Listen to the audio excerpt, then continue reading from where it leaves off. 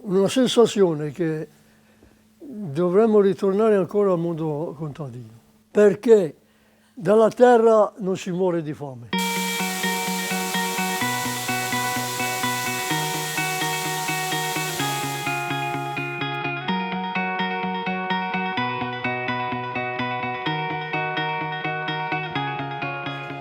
Questa è la storia di Spighe Madia, una comunità coraggiosa formata da 600 famiglie, 3 contadini, un mugnaio e 5 fornai, che insieme hanno provato a battere le ruspe con il grano, in una delle zone più cementificate d'Italia, e per farlo sono partiti da una semplice domanda. Che pane mangiavano i nostri nonni? Com'è possibile che in Brianza oggi non ci sia farina per farsi il pane? I gruppi di acquisto solidale della Brianza, a un bel momento della loro storia, si sono accorti che nel paniere dei prodotti di cui avevano arricchito il proprio paniere di consumo critico mancava il prodotto alimentare per eccellenza, cioè il pane. I gruppi di acquisto solidale sono formati da persone che vogliono sapere da dove proviene il loro cibo e se chi lo produce rispetta i lavoratori e la natura. Questi gruppi si sono resi conto che in Brianza non si coltivava più il grano per il pane ed era perfino difficile conoscere la provenienza delle farine. Hanno quindi deciso di avviare una produzione locale di pane, partendo dai semi e puntando sulla loro unica forza, la partecipazione. Abbiamo realizzato una bella filiera per 31 gas che oggi vi partecipano, fornisce 450-500 pagnotte di qualità sane, buone, a prezzo equo a un po' più di 600 famiglie, un progetto che cerca di portare la testimonianza concreta di come un'economia del cibo locale, equa nella remunerazione del lavoro e attenta all'ambiente, quindi ecologicamente e socialmente sostenibile, sia fattibile anche in un territorio come quello della Brianza. Una volta che c'è la terra ci vuole qualcuno che la coltivi. I campi dove si coltiva sono diventati delle fabbriche a cielo aperto, che degli operai dell'agricoltura coltivano seguendo delle istruzioni. Non è facile trovare dei contadini, cioè degli artisti della terra, coloro che, ereditando un sapere da molte generazioni, hanno imparato a trarre dalla terra il nutrimento. Abbiamo trovato Cascina Nibai, che è un produttore biologico, uno dei pochi produttori biologici della zona, che è capace di fare quel mestiere, un mestiere antichissimo. Il contadino, la terra, ora i semi. Su questo abbiamo avuto un percorso difficoltoso per ritrovare delle sementi adatte al territorio. Le sementi sono come le persone, vivono in un territorio e a quello si adattano. Oggi i semi, cioè il patrimonio genetico che le popolazioni in relazione al proprio territorio hanno selezionato in millenni di storia, sono diventati patrimonio privatizzato da multinazionali che ne traggono profitto e non più nutrimento, come sarebbe naturale fare. Il grano che vedete alle mie spalle è un grano antico, è una varietà che è stata selezionata all'inizio dell'altro secolo, verso l'inizio del Novecento. Questa qui è la selezione naturale. Si chiama Frassineto, è un chicco molto più grande e una pianta molto più alta, arriva a circa 1,60 m, 1,70 m, mentre i grani che ci sono adesso arrivano dal 45 fino a circa 80 cm. Il grano antico ha un suo fascino. Abbiamo capito a nostre spese che l'unico modo per raccoglierlo è andare a raccoglierlo a mano, perché appunto in quanto antico è molto diverso dal grano come ce lo immaginiamo oggi. Quindi il nostro contadino ci ha guardato e ci ha detto: volete grani antichi? Questa è la falce, veniteveli a raccogliere.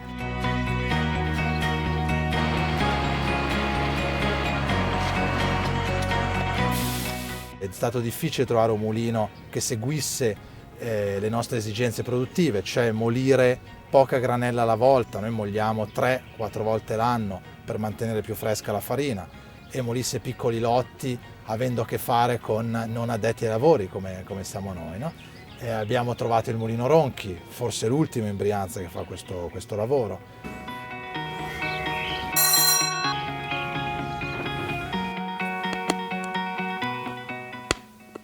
Sentite,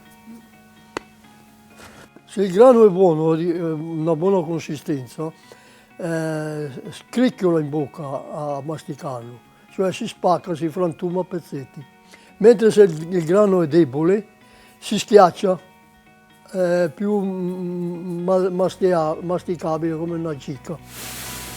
Dalla semina al raccolto sono molti i problemi tecnici e organizzativi che i partecipanti al progetto hanno dovuto imparare ad affrontare, dalla qualità dei semi alla resa per ettaro, dai problemi legati al clima alla conservazione della farina, alla determinazione di un prezzo giusto per tutti, dal contadino al consumatore. Il raccolto è stato fatto settimana scorsa. Diciamo che nel complesso la stagione è andata bene dal punto di vista sicuramente quantitativo, speriamo anche qualitativo. È stato raccolto il più tardi possibile, il meteo in questo ci ha favorito, una volta tanto ci ha favorito, nel senso che è stato senza piovere per il periodo finale, in modo da ottenere il risultato che è importante in questa fase, cioè abbassare il tenore di umidità della granella prima dello stoccaggio. Franco, come avete letto, si è dotato dello strumento per la misura dell'umidità della granella. Franco il contadino misura dopo il raccolto il livello di umidità della granella. Se è troppo elevato, potrebbero svilupparsi tossine dannose per la salute e questa è una preoccupazione non da poco per i gasisti. 13,3. E com'è? 13,3 è giusto, quello che era prima era 14,9, era fuori. Da 14,9 a arrivare a 12 sono 2,9, sono 2900 litri d'acqua che devi togliere per quintale, sì, per tonnellata. L'importante è questo, come lo abbassiamo. Tutti quanti con un phon, sabato prossimo. Oltre al tasso di umidità, è importante tenere sotto controllo anche la temperatura nei silos dove viene conservata la granella. E quanto deve essere? Non deve aumentare, quella che inizia deve solo scendere, se aumenta è un problema.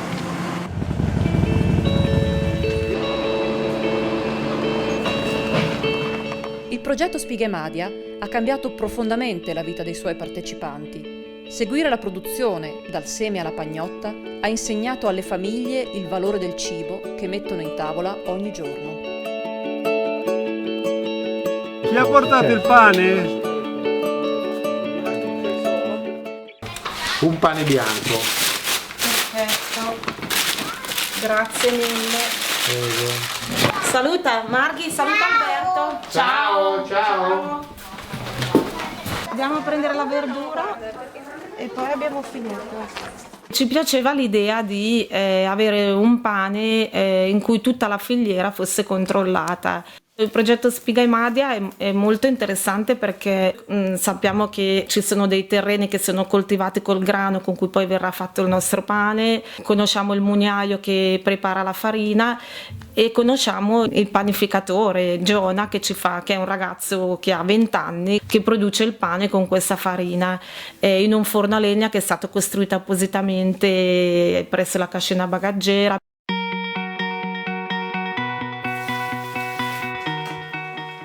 Per avviare questa produzione di pane all'interno della cascina ci si è detto tu impara a fare il pane, i gas iniziano ad acquistarlo e discutiamo insieme del tipo di pane che vogliamo.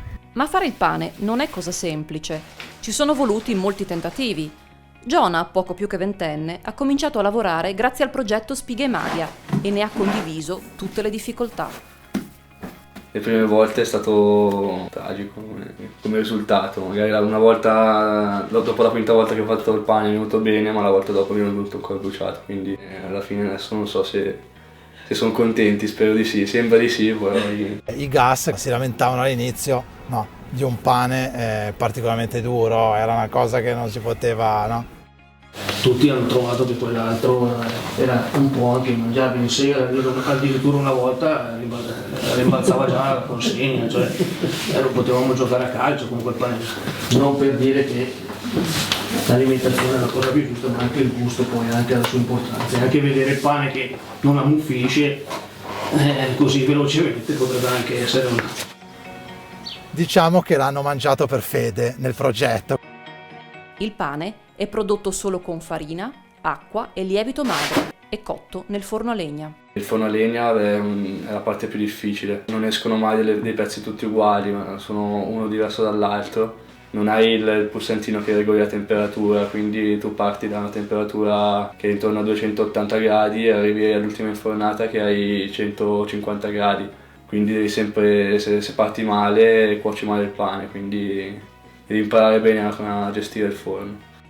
Il tempo che c'è qua dentro è più di un anno, perché bisogna partire da quando si è piantato il seme. Oggi il pane di Giona è uno dei simboli di Spighe Madie, è uno dei più buoni del nostro progetto, è apprezzato anche al di fuori del progetto. La panetteria ha iniziato a panificare solo per i gas, ma oggi in realtà serve anche molti altri clienti che dei gas non sono. Il pane di Spighe Madia è preparato da 5 panettieri ed è molto diverso da quello che si compra al supermercato e in molte panetterie tradizionali. E devo dire anche quei panettieri, se è stato più facile trovarli, è stato molto più complicato arrivare a definire quello che era il pane desiderato. Noi, visto che c'eravamo, visto che volevamo fare il pane, abbiamo detto fatecelo preferibilmente in 2-3 varietà di pane, soprattutto per abituare la gente a mangiare il pane integrale. Quindi ci fate un pane bianco e un pane integrale. Ci è voluto del tempo, ci è voluto qualche mese, in realtà, e molti assaggi, ma alla fine abbiamo ottenuto il pane giusto per noi e giusto per i panettieri. E dal 2007 è il pane che settimanalmente arriva sulle tavole oggi di 600 famiglie. Ma qual è la differenza tra il pane artigianale di Spighe Madia e un pane industriale? Allora, qui abbiamo 2 tipologie di pane, una della grande distribuzione, che è questo, e uno di un panificatore artigianale, e questo qua che è il mio pane. Allora, se annuso il mio pane sento l'odore del cereale e l'odore della fermentazione fatta con la pasta madre. Mentre in questi pani io non vedo una grossa differenza tra quello industriale e quello artigianale, ho presunto tale, perché tutti e due pani vengono fatti con lievito di birra spinto e quindi va a prevalere l'odore alcolico della fermentazione fatta con lievito di birra. E devo dire che per me un pane buono è un pane con la farina integrale o semi-integrale, perché un pane fatto così è ricco di tutti gli elementi nutritivi interessanti, dalle fibre ai germi di grano ai sali minerali, mentre qua abbiamo solamente amido e proteine. I gasisti si interrogano su quale sia il tipo di pane più sano da mangiare e come incentivare il consumo di quello integrale.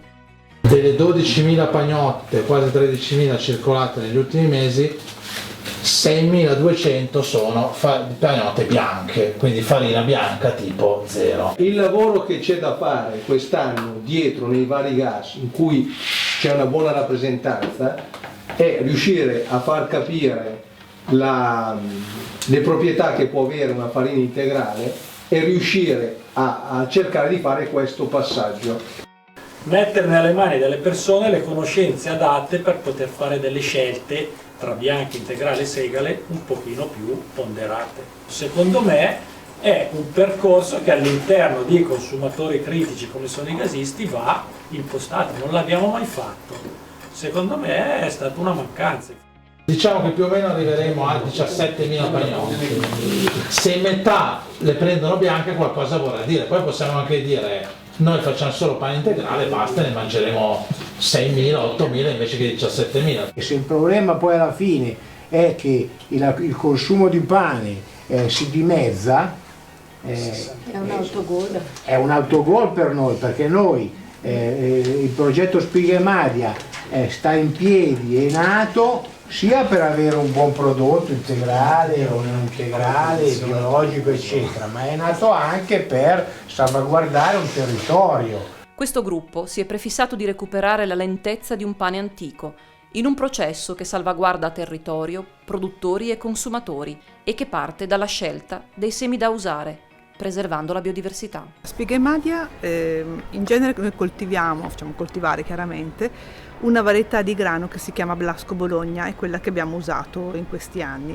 Però ultimamente abbiamo iniziato anche a fare delle prove con delle varietà particolari, per esempio il Frassinetto, che è una varietà antica, e noi lo chiamiamo la miscela francese, cioè una miscela di un centinaio di varietà di grano tenero che ci hanno regalato, amici panificatori fornai francesi.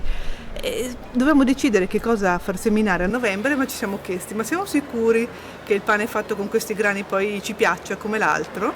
E allora nell'assemblea dei referenti abbiamo deciso di fare la prova organolettica. La prima cosa da guardare, da fare appunto, sarà guardare il pane. Non vi chiedo se è alto o se è basso, vi chiedo vi piace o non vi piace. Per il profumo, per poterlo percepire in maniera più netta, è importante che prendiate il pane con le mani e lo apriate vicino al naso annusando, perché così l'odore si sprigiona subito e lo percepite meglio. Anche il retrogusto, cioè il sapore che rimane in bocca, il profumo che rimane in bocca. Perché se non vediamo nessuna differenza, allora possiamo scegliere di seminare una cosa piuttosto che l'altra partendo da altri presupposti, che può essere la qualità del grano, piuttosto che non so, altri tipi di parametri. Allora, il Blasco continua a piacere di più, in particolare il Blasco blu, il Frassinetto al secondo posto e il Mix al terzo. Per tenere insieme tutti gli attori del progetto, quindi contadino, panettiere, i gas, è necessaria la programmazione. Non riusciamo a gestirlo come se fosse un ordinario progetto di acquisto, ma è molto più vicina all'idea della community supported agriculture, cioè di forme di agricoltura supportate dalle comunità, sui territori, reti di cittadini, di persone che si legano con i contadini per sostenere delle produzioni agricole e tutto ciò che questo comporta di benefici sul territorio. Non si riesce a realizzare un progetto così se tutte le persone coinvolte non si siedono intorno a un tavolo fisicamente e discutono degli aspetti che per loro sono rilevanti. Spighemadia sta in piedi con una serie di incontri annuali, 2 sono di particolare rilievo. Il primo è quello della programmazione. Bisogna con anticipo, poco prima dell'estate, dire quanto pane vogliamo mangiare nell'anno che verrà. Questo non è facile, nessuno di noi sa quanto pane mangia, quanto pasta mangia, quanta verdura mangia in un anno. Il meccanismo di mercato ci ha abituato all'acquisto compulsivo e questo è voluto, favorisce una logica di consumo lontana dai bisogni e più vicina ai profitti. Sulla base di queste informazioni il contadino seminerà una quantità di grano adatta a soddisfare quel bisogno. A volte questo diventa anche una discussione più politica, cioè ci diciamo quanto pane vorremmo che fosse consumato affinché un certo numero di ettari di terra vengano sottratti al cemento. L'altro incontro fondamentale è quello in cui insieme determiniamo il prezzo del pane e della farina. In un progetto come questo il prezzo non può essere la funzione della domanda e dell'offerta, come accade sui mercati internazionali e anche come accade quando andiamo a fare la spesa in un supermercato. Ma a nostro giudizio il prezzo deve essere funzione di elementi di valore, cioè deve remunerare il lavoro di chi coltiva la terra, di chi molisce il grano, di chi fa il pane, deve remunerare l'ambiente che ospita quell'agricoltura. Tutto lo sforzo di sbilanciare la catena del valore verso la campagna, che è una delle ragioni forti del progetto Spighemadia, riesce a produrre questo risultato. Cioè dentro un chilo di farina arriviamo quasi al 50%. Questa roba è politica. Cioè non è normale in una distribuzione della catena del valore e in una filiera agricola tradizionale vedere questi valori qui.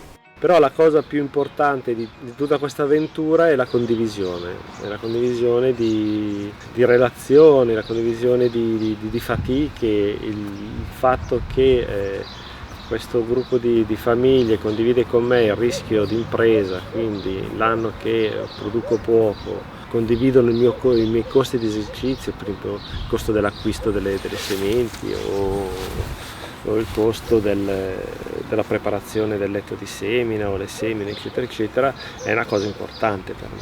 E l'altro fatto che per me è molto bello e motivante è che io vedo chi utilizza il frutto della mia fatica.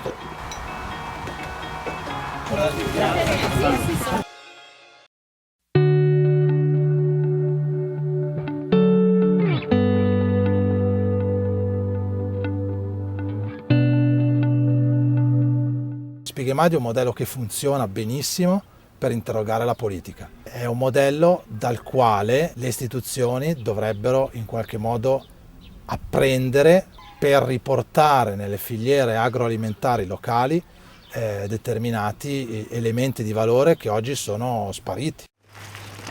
Perché non si può immaginarsi una filiera simile per portare i prodotti sulle mense scolastiche? Una filiera locale che connetta la scuola col proprio territorio, che faccia capire ai bambini in una mensa scolastica che quello che mangiano ha un'origine e che quell'origine è alla periferia della loro città e non chissà dove, e non in una confezione, ma in un campo. Su alcuni dei campi di cui parliamo, però, il cemento sembra essersi preso una rivincita. Questi terreni purtroppo sono diventati per un terzo un'opera pubblica che è la tangenziale est esterna, praticamente ha distrutto un terzo del campo qui di Caponago dove facevamo il nostro grano e la nostra rotazione biologica.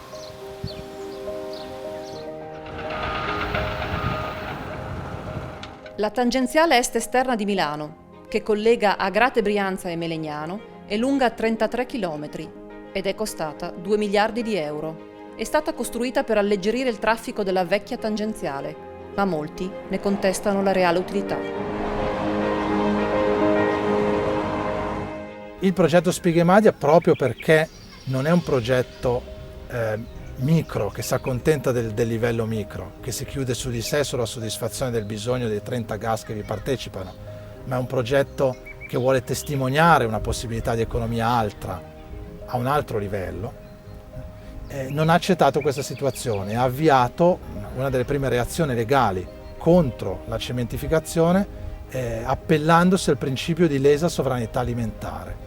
Il diritto al cibo è un diritto umano sancito dal diritto internazionale. A partire da questo modello non potevamo rimanere inerti di fronte al fatto che i nostri campi sono diventati una distesa di asfalto. Teniamo conto che l'azione legale contro tangenziale est esterna ci sta costando, abbiamo passato i 10.000 euro che stiamo tirando fuori di tasca nostra a 10 euro a testa, insomma non abbiamo mai ricevuto un finanziamento pubblico, tanto per dirne una.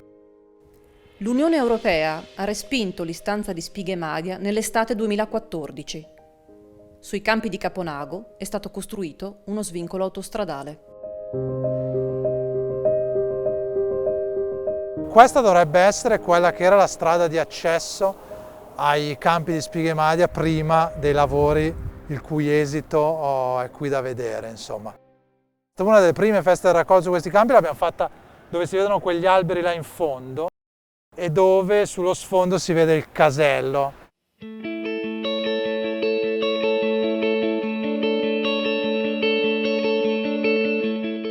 Avevamo detto le prossime feste purtroppo le faremo in autogrill, non ci sono nemmeno gli autogrill su questa tangenziale. Come d'altronde non passa nessuno, come vedete, perché questa è la strada d'accesso. Ecco le prime 2 macchine del pomeriggio. Qui è dove avevamo piantumato le siepi a marzo del 2009, perché era l'ultimo passaggio prima della conversione al biologico. Quell'anno hanno tirato via tutto, non c'è più niente qua.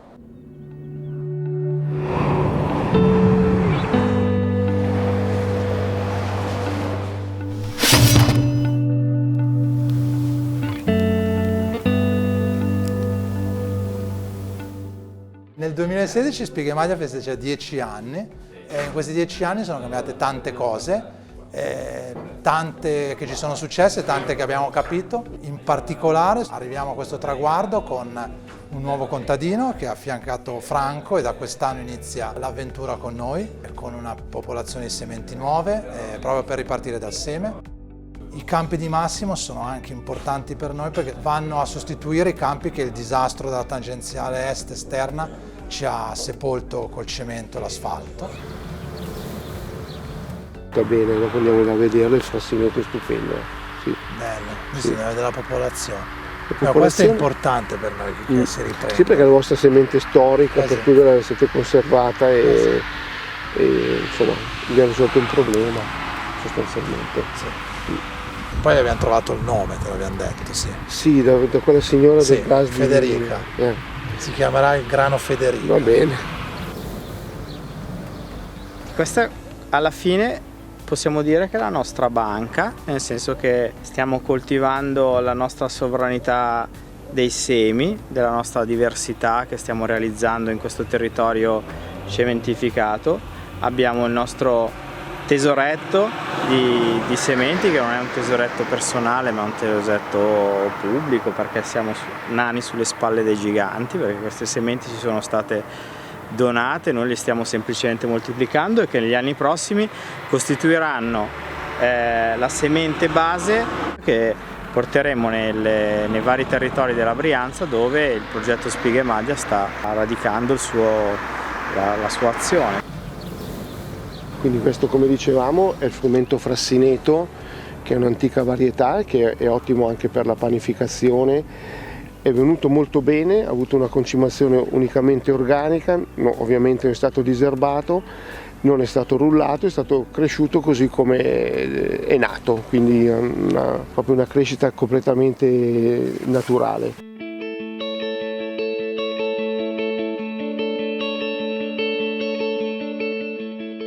Spighe Maglia un anno fa ha deciso di cambiare tipo di molitura. Abbiamo deciso di passare dalla molitura a cilindri a una molitura a pietra. Ma mulini a pietra ormai non ce n'è più. L'unico rimasto nell'arco dei 50 km che sappia veramente fare il mugnaio è Andrea.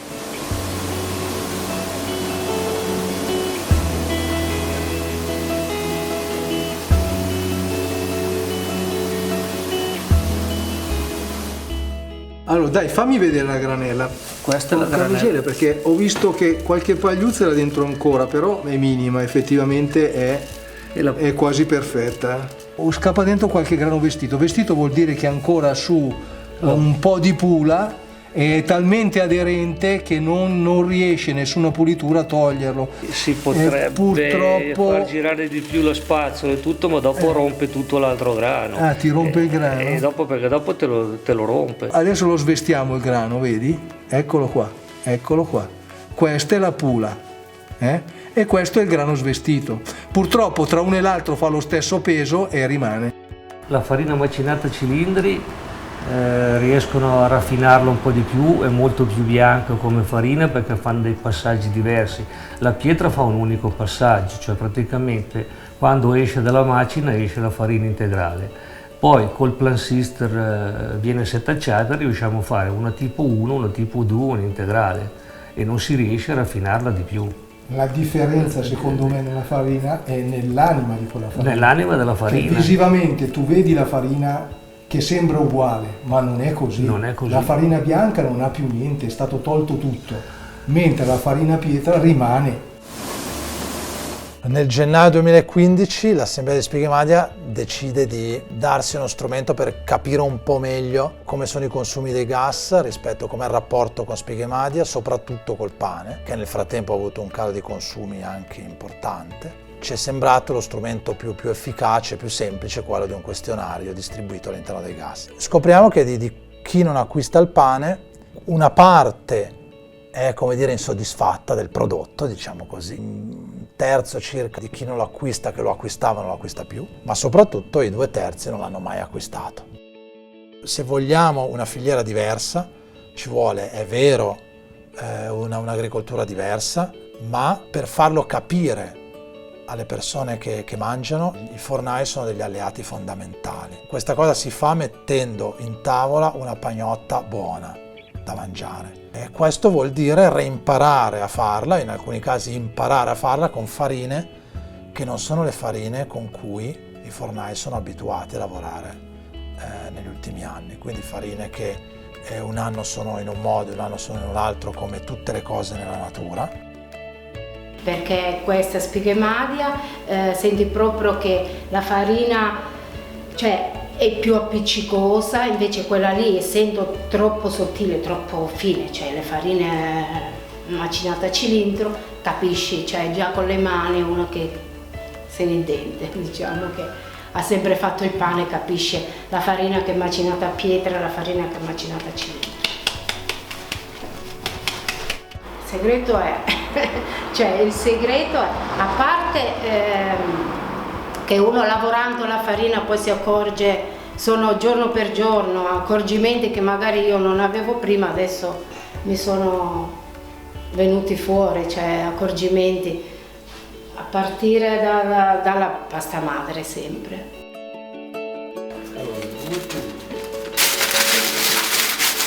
E questa difficoltà di impegnarsi in una cosa semplice come acquistare una pagnotta alla settimana rende il progetto meno sostenibile oggi. Ed è questa la ragione per cui abbiamo deciso di passare il decennale ripartendo dai fondamentali, no? L'abbiamo chiamato quest'anno ripartire dal seme. Ripartiamo dal seme sia in campo, ritornando sul tema dei semi antichi, dei semi rurali, dei miscugli di popolazioni di frumenti diversi, sia dai semi relazionali del progetto, da quello che è importante, cioè le relazioni tra le persone dentro nei gas e tra i gas, e quindi passeremo quest'anno ritornando nelle riunioni dei gas a raccontare questa esperienza, anche usando i dati di questa, chiamiamola ricerca, insomma, se proprio dobbiamo dargli un nome. Vince l'individualismo la partecipazione, e vince la partecipazione, perché la partecipazione è la nostra forza. Ringraziamo anche il contadino e anche i gasisti che tante volte qualcosa fanno. Salute.